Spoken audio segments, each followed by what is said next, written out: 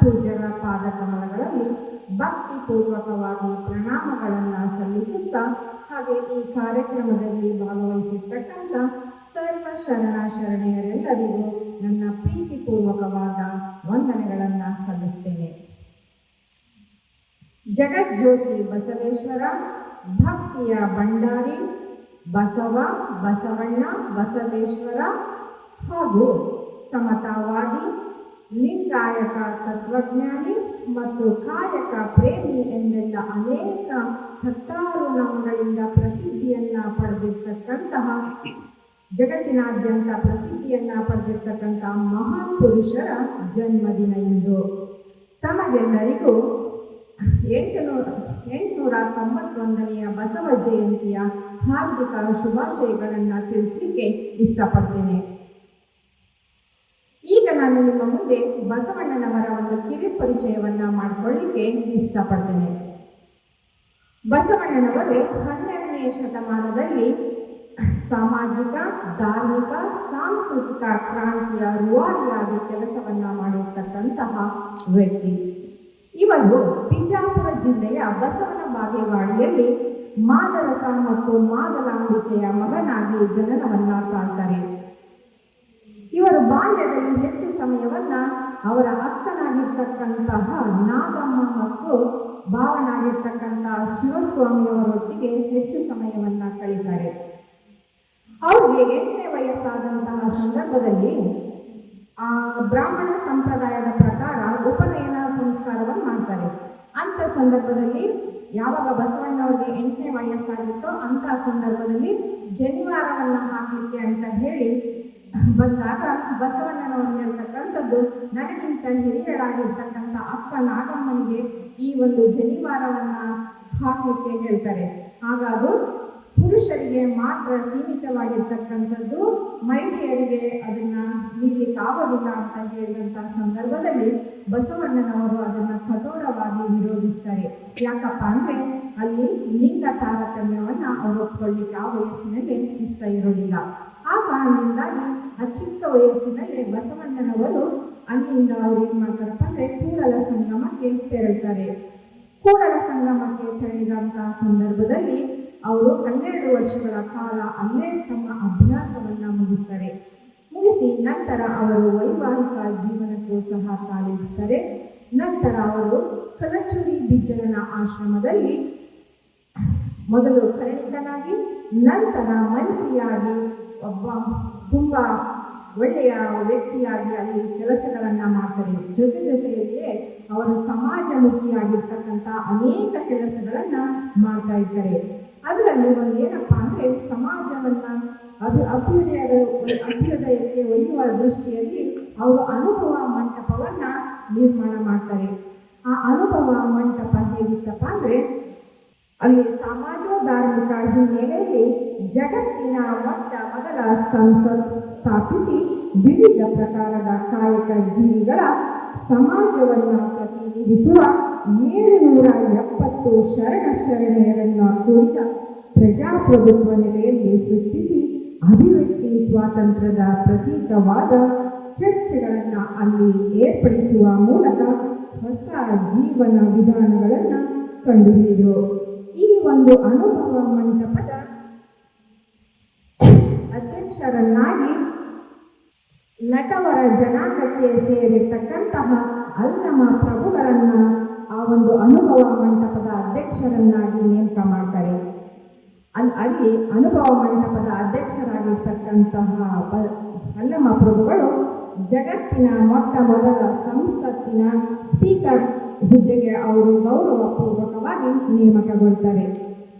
ಬಸವಣ್ಣನವರು ಭಾರತದ ಸಾಮಾಜಿಕ ನ್ಯಾಯ ಮತ್ತು ಮಾನವ ಹಕ್ಕುಗಳ ಪ್ರತಿಪಾದಕ.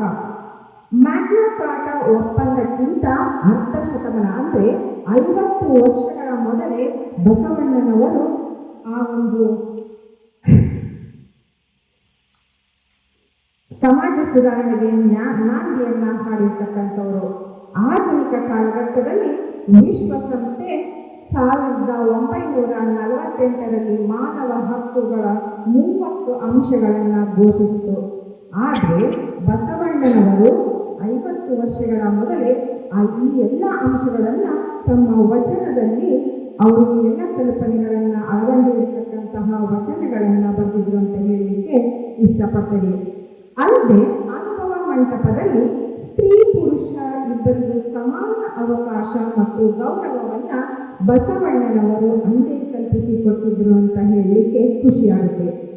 ಬಸವಣ್ಣನವರ ಪ್ರಜಾಪ್ರಭುತ್ವ ಕಲ್ಪನೆಯು ವಚನಗಳಲ್ಲಿಯೂ ಸಹ ಅಡಕವಾಗಿರುವುದನ್ನು ನಾವು ನೋಡಬಹುದು. ನಂತರ ಬಸವಣ್ಣನವರು ಇಷ್ಟಲಿಂಗ ಕಲ್ಪನೆಯನ್ನು ಜಾರಿಗೆ ತರ್ತಾರೆ. ಯಾಕಪ್ಪ ಅಂದರೆ ಇನ್ನೊಂದು ವಚನವನ್ನು ಹೇಳಲಿಕ್ಕೆ ನಾನು ಇಷ್ಟಪಡ್ತೇನೆ. ಉಳ್ಳವರು ಶಿವಾಲಯ ಮಾಡಿದರು, ನಾನೇನ ಮಾಡುವೆ ಬಡವನಯ್ಯ ಬಡವನಯ್ಯ, ಎನ್ನ ಕಾಲೇ ಕಂಪ ದೇಹವಿದೆ ಗುಣ, ಎನ್ನ ಕಾಲೇ ಕಂಪ ದೇಹವಿದೆ ಗುಣ, ಶಿರವನ್ನ ಕಲಶವಯ್ಯ ಶಿರವನ್ನ ಕಲಶವಯ್ಯ, ಕೂಡಲ ಸಂಗಮ ದೇವ ಕೆಳಯ್ಯ, ಕೂಡಲ ಸಂಗಮ ದೇವ ಕೆಳಯ್ಯ, ಸ್ಥಾವರ ಕಳೆಯುಂಟು ಜಂಗಮ ಕಳೆಯಿಲ್ಲ, ಸ್ಥಾವರ ಕಳೆಯುಂಟು ಜಂಗಮ ಕಳೆಯಿಲ್ಲ, ಉಳ್ಳವರು ಶಿವಾಲಯ ಮಾಡಿದರು, ನಾನೇನ ಮಾಡುವೆ ಬಡವನಯ್ಯ ಬಡವನಯ್ಯ. ಯಾಕಪ್ಪ ಈ ವಚನವನ್ನು ಇಲ್ಲಿ ನಾನು ಹೇಳಿದೆ ಅಂದರೆ, ಆ 12ನೇ ಶತಮಾನದಲ್ಲಿ ಎಲ್ಲರಿಗೂ ಸಮಾನವಾಗಿರ್ತಕ್ಕಂಥ ದೇವಾಲಯಕ್ಕೆ ಹೋಗ್ತಕ್ಕಂಥ ಅವಕಾಶ ಇರಲಿಲ್ಲ. ಆದ ಕಾರಣ ಬಸವಣ್ಣನವರು ಈ ಕೆಳಜಾತಿಯವರಿಗೆ ದೇವಾಲಯಗಳಿಗೆ ಅವಕಾಶ ಇರಲಿಲ್ಲ. ಮೇಲ್ಜಾತಿ ಬ್ರಾಹ್ಮಣ ವರ್ಗದವರು ಇಂಥವರು ಮಾತ್ರ ಹೋಗಿ ಅಲ್ಲಿ ಪೂಜೆಯನ್ನು ಮಾಡಬಹುದಿತ್ತು. ಹಾಗಾಗಿ ಬಸವಣ್ಣನವರು ಇಷ್ಟಲಿಂಗ ಕಲ್ಪನೆಯನ್ನು ತರ್ತಾರೆ. ಇಷ್ಟಲಿಂಗವನ್ನು ಯಾರು ಬೇಕಾದರೂ ಎಲ್ಲಿ ಬೇಕಾದರೂ ಕುಳಿತುಕೊಂಡು ಅದನ್ನು ಪೂಜೆ ಮಾಡಿಕೊಳ್ಬಹುದಾಗಿತ್ತು. ಈ ಒಂದು ಇಷ್ಟಲಿಂಗದ ಪರಿಕಲ್ಪನೆಯ ಜನಕ ಬಸವಣ್ಣನವರು ಅಂತ ಹೇಳ್ತಾರೆ. ಈ ಪ್ರಕಾರವಾಗಿ ಚನ್ನಬಸವಣ್ಣನವರು ಇಷ್ಟಲಿಂಗ ಬಸವಣ್ಣನವರ ಉದರದಿಂದ ಜನಿಸಿತ್ತು ಎಂದು ಸಹ ಹೇಳ್ತಾರೆ. ಜೊತೆಗೆ ಸಿದ್ದರಾಮರು, ಅಲ್ಲಮ ಪ್ರಭುಗಳು ಮತ್ತು ಅಕ್ಕ ಮಹಾದೇವಿಯವರು ಒಂದು ಇಷ್ಟಲಿಂಗದ ಜನಕರು ಬಸವಣ್ಣನವರು ಎಂದು ಹೇಳಿ ಸೂಚಿಸ್ತಾರೆ. ಲಿಂಗಭೇದ, ವರ್ಣಭೇದ ಮತ್ತು ವರ್ಗಭೇದವನ್ನು ಕಳೆದು ಸಮರತಿ, ಸಮಕಳೆ ಮತ್ತು ಸಮಸುಖದ ಅರಿವು ಮೂಡಿಸುವುದಕ್ಕಾಗಿಯೇ ಇರುವಂಥದ್ದು ಎಂದು ಬಸವಣ್ಣನವರು ಸ್ಪಷ್ಟಪಡಿಸ್ತಾರೆ. ಬಸವಣ್ಣನವರು ಸ್ಥಾವರ ಲಿಂಗ ಮೂರ್ತಿ ಪೂಜೆ ಹಾಗೂ ಬಹು ದೇವೋಪಾಸನೆಯನ್ನು ತಿರಸ್ಕರಿಸಿ ಏಕದೇವೋಪಾಸನೆಯನ್ನು ಪ್ರತಿಪಾದಿಸಿದರು. ಜೊತೆಗೆ ಮೌಢ್ಯವನ್ನು ವಿರೋಧಿಸುವಂತಹ ಅನೇಕ ವಚನಗಳನ್ನು ಬಸವಣ್ಣನವರು ಬರೆದಿದ್ದಾರೆ. ಅದರಲ್ಲಿ ಕೆಲವೊಂದಪ್ಪ ಅಂದರೆ, ಹುತ್ತವ ಬಡಿದರೆ ಹಾವು ಸಾಯಬಲ್ಲದೆ ಅಯ್ಯ, ಕಲ್ಲನಾಗರ ಕಂಡರೆ ಹಾರನೆರೆ ಎಂಬರಯ್ಯ, ದಿಟದ ನಾಗರ ಕಂಡರೆ ಕೊಲ್ಲೆಂಬರಯ್ಯ, ಇಂತಹ ಇತ್ಯಾದಿ ವಚನಗಳನ್ನು ಹೇಳುವ ಮೂಲಕ ಮೌಢ್ಯದ ಆಚರಣೆಗಳನ್ನು ತೀಕ್ಷ್ಣವಾಗಿ ವಿರೋಧಿಸ್ತಾ ಬರ್ತಾರೆ. ಜೊತೆಗೆ ಬಸವಣ್ಣನವರು ಸಮಾಜವಾದ ಮತ್ತು ಸಹಕಾರ ತತ್ವವನ್ನು ಕುರಿತ ಒಂದು ವಚನವು ಹೀಗಿದೆ. ಕಾಗೆಯಂದಗುಳ ಕಂಡರೆ ಕೂಗಿ ಕರೆಯದೆ ಬಳಗವನು, ಕೋಳಿಯಂದು ಗುಟುಕ ಕಂಡರೆ ಕೂಗಿ ಕರೆಯದೆ ತನ್ನ ಕುಲವನೆಲ್ಲವನು ಎಂಬ ವಚನರಾಶಿಯ ಶಿವಭಕ್ತನಾಗಿ ಭಕ್ತಿ ಪಕ್ಷವಿಲ್ಲದಿದ್ದರೆ ಕಾಗೆ ಕೋಳಿಯಿಂದ ಕರಕಷ್ಟ ಕೂಡಲ ಸಂಗಮ ದೇವ ಅಂತ ಹೇಳ್ತಾರೆ. ಮನುಷ್ಯನ ದುಡಿಮೆಯ ದಾಹ ಅವನ ಅವಶ್ಯಕತೆಗಳಿಗೆ ಮಾತ್ರ ಸೀಮಿತವಾಗಿರಬೇಕು. ಅತಿ ಆಸೆಯಿಂದ ದುಡಿದು ಇಂದಿಂಗೆ ನಾಳಿಗೆ ಎಂದು ಸಂಗ್ರಹ ಮಾಡಿಟ್ಟುಕೊಂಡರೆ ಪ್ರಯೋಜನವಿಲ್ಲ. ಅದರ ಬದಲು ಸಹಜೀವಿಗಳೊಂದಿಗೆ ಹಂಚಿಕೊಂಡು ತಿನ್ನುವ ಸಹಕಾರ ಮನೋಭಾವ ಅಳವಡಿಸಿಕೊಳ್ಳಬೇಕು. ಬಸವಣ್ಣನವರ ಮತ್ತೊಂದು ವಚನದ ಆಶಯ ವಿಶ್ವ ಭ್ರಾತೃತ್ವ ಕಲ್ಪನೆ. ಈ ವಚನ ಹೇಗಿದೆ ಅಂದರೆ, ಇವನಾರವ ಇವನಾರವ ಇವನಾರವನೆಂದೆನಿಸದಿರಯ್ಯ, ಇವನಂಬ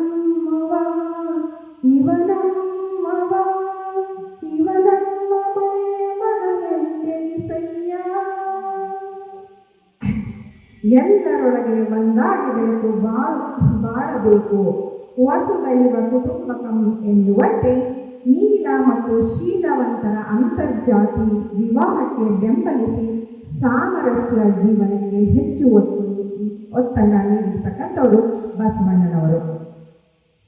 ಆಧುನಿಕ ಬದುಕಿಗೆ ಮುಖಾಮುಖಿಯಾಗುವ ಬಸವಣ್ಣನವರ ವಚನಗಳು ಸಾಮಾಜಿಕ, ಧಾರ್ಮಿಕ, ಸಾಂಸ್ಕೃತಿಕ, ಸಾಹಿತ್ಯಿಕ ಸಂಹಿತೆ ಎಂದರೆ ತಪ್ಪಿಲ್ಲ. ಮಾನವತಾವಾದಕ್ಕೆ ಸಾಹಿತ್ಯದ ಸ್ಪರ್ಶ ನೀಡಿ ಕನ್ನಡ ಸಾಹಿತ್ಯಕ್ಕೆ ವಚನಗಳ ಮೂಲಕ ಅಪೂರ್ವ ಕೊಡುಗೆಯನ್ನು ಬಸವಣ್ಣನವರು ನೀಡಿದ್ದಾರೆ. ಸುಮಾರು 1500 ವಚನಗಳನ್ನು ಸಂಗ್ರಹಿಸಿಡಲಾಗಿದೆ. ಇನ್ನೂ ಅನೇಕ ವಚನಗಳು ಅಂದಿನ ಕಾಲದಲ್ಲಿ ಅವು ಕಣ್ಮರೆಯಾಗಿರೋದನ್ನು ನಾವು ನೋಡಬಹುದು. ಅವುಗಳನ್ನು ನಾವು ಅರಿತು ಜೀವನಕ್ಕೆ ಅಳವಡಿಸಿಕೊಂಡರೆ ನಿಮ್ಮೆಲ್ಲರ ಜೀವನದ ಹಾದಿ ಸುಗಮ ಸಾಧ್ಯ ಎಂದು ಈ ನಿಟ್ಟಿನಲ್ಲಿ ನಮ್ಮ ಸಾಣಿಹಳ್ಳಿನಲ್ಲಿ ಕಳೆದ 45 ವರ್ಷಗಳಿಂದ ಪೂಜ್ಯ ಶ್ರೀಗಳು ಬಸವ ತತ್ವ ಪ್ರಚಾರವನ್ನು ರಾಷ್ಟ್ರೀಯ ನಾಟಕೋತ್ಸವದ ಮೂಲಕ ಮತ್ತು ಶಿವ ಸಂಚಾರ, ಶಿವದೇಶ ಸಂಚಾರ, ಭಾರತ ರಂಗ ಸಂಚಾರ, ಬಸವ ಸಂಚಾರ, ನೀನಲ್ಲದೆ ಮತ್ತಾರು ಇಲ್ಲವಯ್ಯ, ತುಮಾರೇ ಶಿವ ಔರ್ ಕೋಯಿ ನಹೀ, ಶ್ರಾವಣ ಸಂಜೆ ಮತ್ತೆ ಕಲ್ಯಾಣ, ವಚನ ಕಮ್ಮಟ, ವಿಚಾರ ಸಂಕಿರಣ, ಇಷ್ಟಲಿಂಗ ದೀಕ್ಷಾ ಕಾರ್ಯಕ್ರಮ, ಶರಣರ ಜಯಂತಿ ಕಾರ್ಯಕ್ರಮಗಳು, ಇನ್ನು ಹಲವಾರು ಸೃಜನಾತ್ಮಕ ಕಾರ್ಯಕ್ರಮಗಳನ್ನು ಆಯೋಜಿಸಿ ಬಸವ ತತ್ವವನ್ನು ತಮ್ಮ ಉಸಿರಾಗಿಸಿಕೊಂಡು ಜನಮಾನಸದಲ್ಲಿ ಶರಣ ತತ್ವಗಳನ್ನು ಪ್ರಚಾರ ಮಾಡುವ ಮತ್ತು ಪ್ರಸಾರ ಮಾಡುವಲ್ಲಿ ಅಗ್ರಗಣ್ಯರಾಗಿದ್ದಾರೆ. ಇಂತಹ ಪೂಜ್ಯರನ್ನು ಪಡೆದ ನಾವೆಲ್ಲ ಧನ್ಯರು. ಈ ಕಾರ್ಯಕ್ರಮದಲ್ಲಿ ನನಗೆ ಮಾತನಾಡಲು ಅವಕಾಶ ಕಲ್ಪಿಸಿಕೊಟ್ಟ ಪರಮ ಪೂಜ್ಯರಿಗೆ ಭಕ್ತಿಪೂರ್ವಕ ಪ್ರಣಾಮಗಳನ್ನು ಅರ್ಪಿಸಿ ನನ್ನ ಮಾತುಗಳನ್ನು ಮುಗಿಸುತ್ತೇನೆ. ಸರ್ವ ಶರಣ ಎಲ್ಲರಿಗೂ ವಂದನೆಗಳು.